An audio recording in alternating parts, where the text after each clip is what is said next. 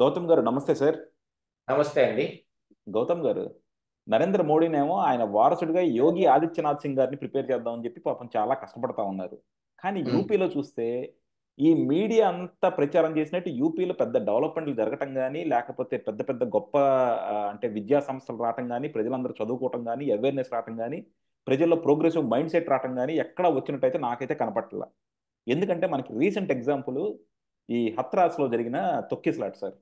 హ్మ్. ఇప్పటికి కూడా అంటే నిజంగా మనం చూసుకుంటే ఇక్కడ మనం ఆంధ్రాలోనే చూసుకుందాం సార్, కంపేర్ చేసుకుందాం. ఆంధ్ర ఇప్పుడు ఒక 20 సంవత్సరాల క్రితం, 20 సంవత్సరాల క్రితం ఇలాంటి సంఘటన ఆంధ్రాలో జరిగి ఉండొచ్చు. కానీ ఈ రోజు మాత్రం జరగదు ఆంధ్రాలో. ఎందుకంటే ప్రజలకు ఆ మాత్రం అవేర్నెస్ పెరిగింది. కానీ ఈ యూపీలో చూసుకుంటే ఇప్పటికి కూడా అంటే ఒకళ్ళ బాబాలు అని చెప్పుకుంటే వాళ్ళ దగ్గరికి వెళ్ళి ఏదో ఆడిని ముట్టుకుంటే ఏదో వస్తుందని చెప్పి ఆ నీళ్లు పోస్తే ఏదో వస్తుందని చెప్పి గుడ్డిగా వాళ్ళని నమ్మటం, వాళ్ళు నమ్మి వెళ్ళి 120 మంది తొక్కిసలాట్లో చనిపోవటం. అండ్ ఇంకోటి సర్ప్రైజింగ్ ఏంటంటే వాడిని ఎప్పటిదాకా వీళ్ళు పట్టుకోలేకపోవటం. అంటే ఒక స్టేట్ వదిలేసి ఆడు ఎక్కడికి పారిపోతాడండి? అంటే ఒక గవర్నమెంట్ తలుచుకుంటే వాడిని పట్టుకోవాలంటే ఈ పార్టీకి పట్టుకోలేదా? దీని వెనకాల బీజేపీ వాళ్ళు, యోగి ఆదిత్యనాథ్ వాళ్ళు వీళ్ళంతా ఉన్నారని మనం ఎలా అనుకోకుండా ఉంటాం? సో డెఫినెట్గా వీళ్ళందరూ కూడా ఎస్పెషల్లీ ఈ హిందువు దాన్ని ఈ దీంట్లో ఉంటే ఈ బీజేపీది కానీ ఈ పొలిటికల్ సపోర్ట్ కానీ ఉండే ఉంటుంది. అదే ముస్లింల మీద లేకపోతే ఇంకొకళ్ళ మీద అయితే వీళ్ళు ఒంటికాల్లో వెళ్ళిపోతారు. ఇక్కడ ఇంతమంది చావుకు కారణమైన ఇతన్ని పట్టుకోవడానికి ఈ రోజు కూడా, ఈ రోజు దాకా తత్సారం చేస్తున్నారంటే వీళ్ళ కమిట్మెంట్ మనం ఎలా చూడాలి సార్? అంటే అసలు యూపీలో నిజంగా యోగి ఆదిత్యనాథ్ సింగ్ గారు నిజంగా ఏదైనా డెవలప్మెంట్ చేస్తున్నారా? నిజంగా పీపుల్లో అవేర్నెస్ పెంచుతున్నారా? ప్రోగ్రెసివ్ థాట్స్ వస్తున్నాయి? దీని మీద ఫోకస్ చేద్దాం సార్. ప్రోగ్రెసివ్ థాట్స్ తోటి ఏదన్నా పని చేస్తే ఇదిగో ఈ బాబాలని చేసే మ్యాజిక్ల కోసం జనాలు పరిగెత్తరండి. ఉహుం. ఈ బాబాలు వీళ్ళందరూ ఈ పాస్టర్లు మొల్లాలు ఏదో అద్భుతాలు చేస్తాం, ఆకాశం నుంచి చుక్కల కిందకి దింపుతాం, నోట్లో నుంచి శివలింగం తీస్తాం, ఆత్మ లింగాలు మాకు బయటకు వస్తాయి, నేను దైవాంశ సంభూతుణ్ణి అని ఎవరు దాని గురించి పరిగెత్తరు.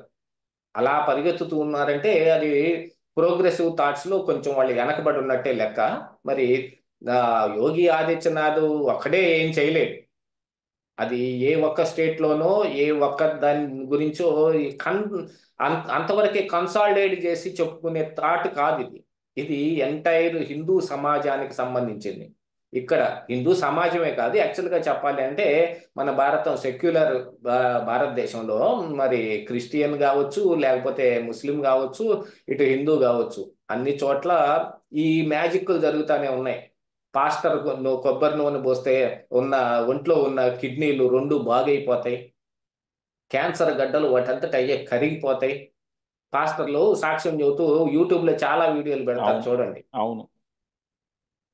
నేను దేవుణ్ణి నమ్ముకున్నాను, మా ఉమ్. నాన్నకి క్యాన్సర్ గడ్డ వచ్చింది, ఆపరేషన్ చేస్తానికి డాక్టర్ ఏమాత్రం మన అసలు కుదరకపోదు, దీన్ని తీసుకెళ్లి ఇంట్లో పెట్టుకుని 2 రోజులకు మించి టైం కూడా లేదన్నాడు. మన ఇది చిన్నప్పుడు 20 సంవత్సరాల కింద జరిగిన, మా ఆ, నాన్న ఇప్పటికీ బతికే ఉన్నాడు, ఆ దేవుడు అద్భుతం చేసి క్యాన్సర్ గడ్డను అలా తీసేశాడు అని మన ఓ చిన్న పాస్టర్ చెప్తాడు. అవును, మన చిన్నప్పుడు ఉండే కదా ఇలాంటి ఈ ప్రవర్తన సభలో ఏదో అంటారు అట్లని.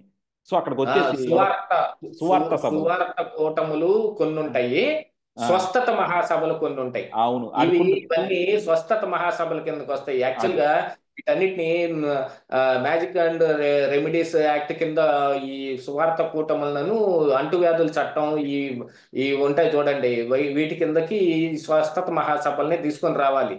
అదే అట్లాగనే హిందూ దాంట్లో కూడా బాబాలు వీళ్ళందరూ చేసేది కూడా ఏంటి? ఉమ్, అదే అవును. ఆత్మలింగం తీస్తాడు. ఉమ్, సంక్రాంతికి ఆత్మలింగం తీసేవాడు ఎవరు? మన బాలసాయి బాబా. బాలసాయి బాబా. ఆ నోట్లో నుంచి ఒక శివలింగం బయటకు తీసుకొస్తాడు. ఆ బాలసాయి బాబానే ఇంకొక మనిషికి డూపు. ఉమ్, సత్యసాయి బాబా అనే ఆయన చూసి ఆయన కూడా సేమ్ అట్లా కాషాయం వేసుకోవటం, సేమ్ అట్లాగనే ఆ, ఎక్కువ కర్లింగ్ హెయిర్ ని పెద్ద దీనిలాగా పెంచుకోవటం, క్లీన్ షేవ్, అలాగనే ఆ స్టేటస్ మొత్తం అలా మెయింటైన్ చేస్తాడు. ఆ సత్యసాయి బాబాకి ఖచ్చితంగా డూప్ లాగా ఉంటాడు ఈయన. బాలసాయి బాబా పేరు కూడా అదే. ఉమ్, ఇవన్నీ వీటన్నిటి గురించి ప్రజలు పరిగెత్తుతున్నారు అని అంటే ప్రోగ్రెసివ్ థాట్స్ లేవని అర్థం. లేకపోతే పాద ధూళి కోసం 2.5 లక్షల ప్రజానీకం ఎందుకు వస్తారండి అక్కడికి? ఉమ్, యాక్చువల్ గా అక్కడ ఏర్పాటు చేసింది కేవలం 80,000 మంది కంట. 80,000 మంది దాటి ఇంకా జనాలు వస్తుంటే వాళ్ళు కూడా ఎందుకు అలౌ చేశారు? ఏం లేదు, 80,000 మందికి ఏర్పాటు చేసాము, కొంతమందికి చేసాము అనేది కాదు. అక్కడ ఏదో వాళ్ళు గుడారాలు కొన్ని వేస్తారు. అక్కడ ఎంతమందికి ఏర్పాట్లు జరుగుతాయో కూడా మనకి తెలియదు. కానీ ప్రజలు ఉధృతంగా వచ్చారనుకోండి, ఇలాంటివే. అక్కడ ఊపిరి ఆడక చచ్చిపోయిన వాళ్ళు కొంతమంది ఉంటే, ఆ పెట్టిన నేల కూడా చిత్తడి నేల, బురద నేల, జారి పడి తొక్కిసలాటలో చచ్చిపోయిన వాళ్ళు కూడా ఉన్నారు. మరి ఆ నేలలో పెట్టుకోవడానికి పర్మిషన్ ఎట్లా ఇచ్చారు? అసలు యోగి ఆదిత్యనాథ్ గురించి మాట్లాడాలంటే ఒకటే మాట: ఎవరైనా రౌడీయిజం చేశారా, ఏదైనా ఆ, అమ్మాయి మీద అత్యాచారం చేశారా, ఎవడైనా మాఫియా డాన్ ఉన్నాడా, ఇలాంటి వాళ్ళందరి ఇంటికి బుల్డోజర్ వెళ్ళిపోద్ది. ఉహు. ప్రొక్లైనర్ వెళ్ళిపోయి వాడి ఇల్లు కూలగొట్టేసి వస్తారు. మరి ఈ బాబా గారి ఈ ఇల్లులు కానీ ఆస్తులు కానీ ఏమన్నా కూలగొట్టాడా యోగి ఆదిత్యనాథ్? దేన్నైనా జప్తు చేశాడా? చచ్చిపోయిన వాళ్ళందరికీ గవర్నమెంట్ డబ్బుల్లో నుంచి 2 లక్షల రూపాయలు ఎక్స్గ్రేషియా ప్రకటించారు. అసలు ఈ బోలే బాబా ఆస్తులన్నింటినీ జప్తు చేసి దాంట్లో నుంచి కదా కట్టాలి ఆ డబ్బంతా. ఎందుకు చేయలేదు? ఆ బోలే బాబానే ఒక పెద్ద బోగస్ బాబా.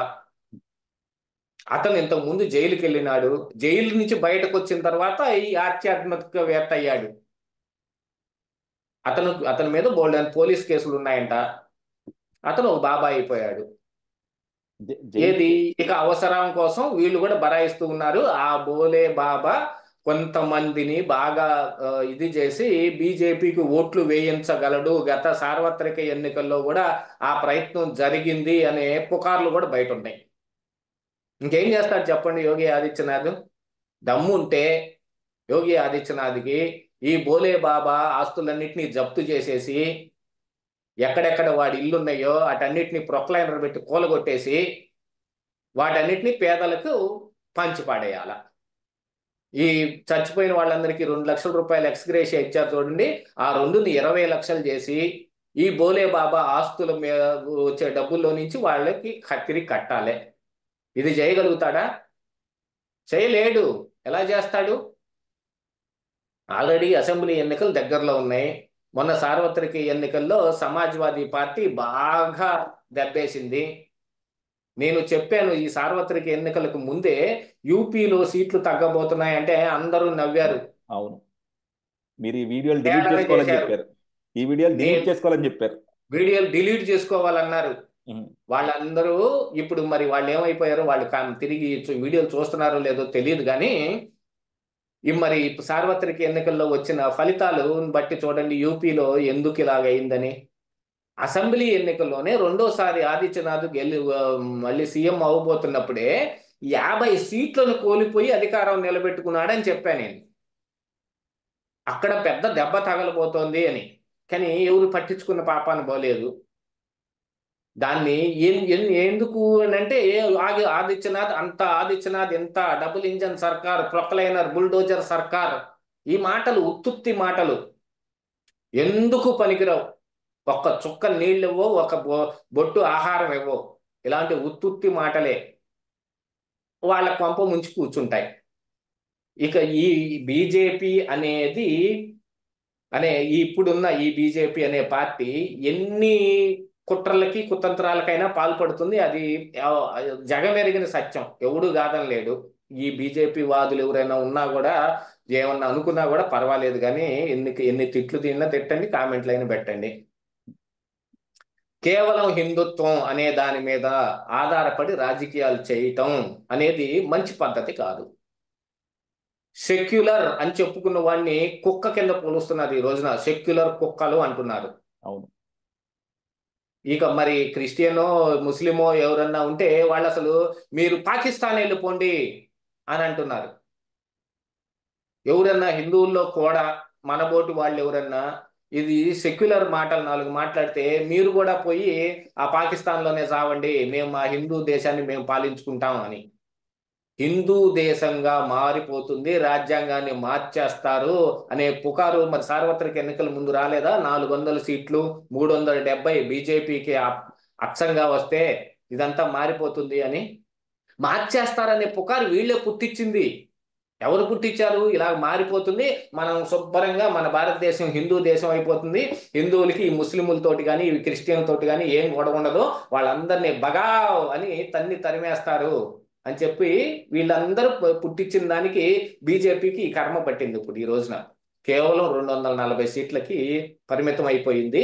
ఆ అధికారం కూడా చావు తప్పి కన్నులొట్టబోయి, ఎవరినైతే మా బీజేపీ పార్టీ ఛాయలకు కూడా రానివన్నా అన్నారో ఆ చంద్రబాబుని బతిమిలాడుకొని తీసుకొచ్చుకొని పెట్టుకొని ఇక్కడ ఎన్న 25 సీట్లలో 21 సీట్లు సాధించారంటే 16 చంద్రబాబు నాయుడు టీడీపీ పార్టీకి, ఒక 3 బీజేపీ పార్టీకి, ఒక 2 జనసేన పార్టీకి సాధించింది.